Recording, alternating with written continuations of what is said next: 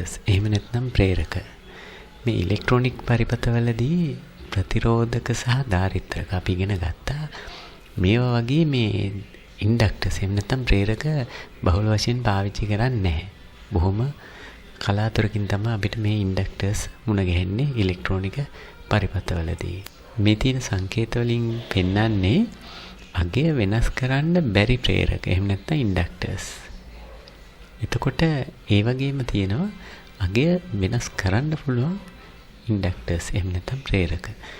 මේවා වර්ග දෙකක් තියෙනවා. අගය වෙනස් කරන්න පුළුවන් ඒවා, අගය වෙනස් කරන්න බැරි ඒවා. ඒ වගේම හෙන්රි වලින් තමයි මේ ප්‍රේරක වල ප්‍රේරකතාවයමයි ඉන්නේ.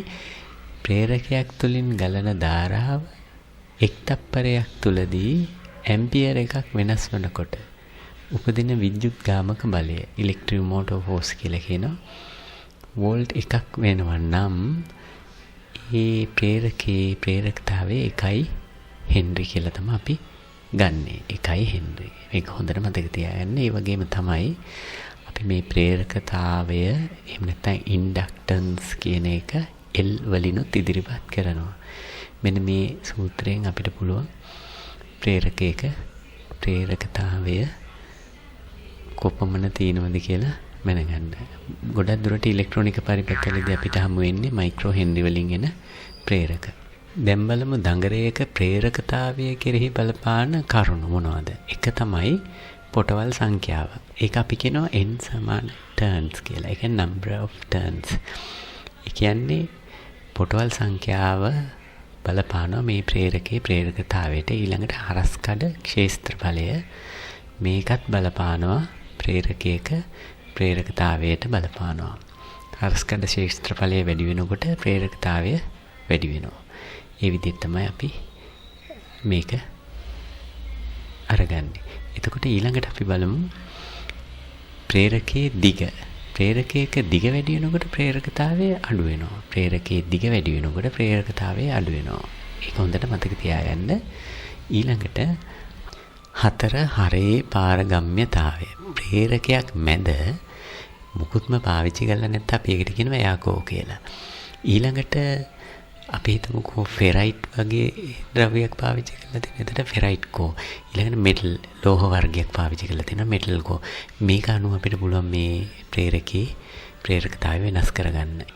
සන්නායකයක් තුලින් ධාරාවක් ගමන් කරනකොට ඒකේ චුම්බක ක්ෂේත්‍රයක් හට ගන්නවා. ඒ වගේම තමයි වෙනස් වෙන චුම්බක ක්ෂේත්‍රයක් තුල ඇති සන්නායකයකින් ධාරාවක් හට ගන්නවා. ඕක මතක තියාගන්න. ප්‍රේරක භාවිතය එක තමයි ප්‍රත්‍යාවර්තක ධාරාව නවත්තන්න පුළුවන්. Block ඕල්ටර්නේටිං current. ඒ කියන්නේ RF සංඥා පවා අපිට දඟරයක් එහෙම නැත්නම් ප්‍රේරකයක් මගින් බ්ලොක් කරන්න නවත්තන්න පුළුවන්. ඒ කියන්නේ RF සංඥාත් මේ AC ගණයට තමයි අයිති වෙන්නේ. සයින් වේව් ගණයට අයිති වෙන්නේ. ඒ වගේම තමයි දෙක සරල ධාරාව ගමන් කරවන්න පුළුවන්. Direct current. Pass direct current. ඒ කියන්නේ සරල ධාරාව ගමන් කරවන්න පුළුවන්. අපි දැන් ඊළඟට බලමු තුන්වෙනියට ප්‍රේරක තුලදී ධාරාව ෂණිකව වෙනස් කරන්න බෑ. ප්‍රේරක තුලදී ධාරාව ෂණිකව වෙනස් කරන්න බෑ. ඒ වගේ ෂණික ධාරාව වෙනස් වීමකදී විශාල වෝල්ටේජතාවයක් හට ගන්නවා. ෂණික ධාරා වෙනස් වීමකදී විශාල වෝල්ටේජතාවයක් හට ගන්නවා. ඒ වගේම තමයි චුම්බක ක්ෂේත්‍රාකාරයට ශක්තිය ගබඩා කරගන්න පුළුවන්.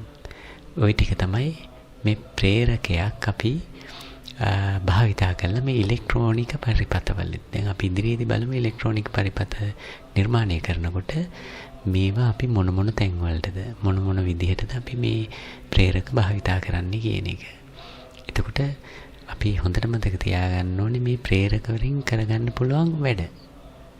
එතකොට දැන් මේ පෙනෙන්නේ මේකේ යම් කිසි අවශ්‍ය කරන විස්තර මේ ටිකත් හොඳට මතක තියාගන්න. එතකොට අපි ඊළඟට බලමු ට්‍රාන්ස්ෆෝමර්ස් කොහොමද ක්‍රියාත්මක වෙන්නේ කියලා ඊළඟ පාඩමේ.